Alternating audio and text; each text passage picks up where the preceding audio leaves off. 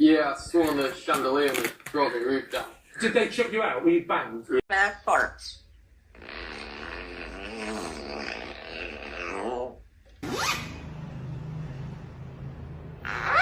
He said, I love you.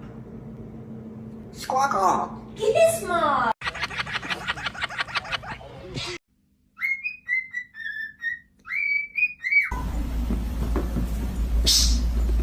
Drop off.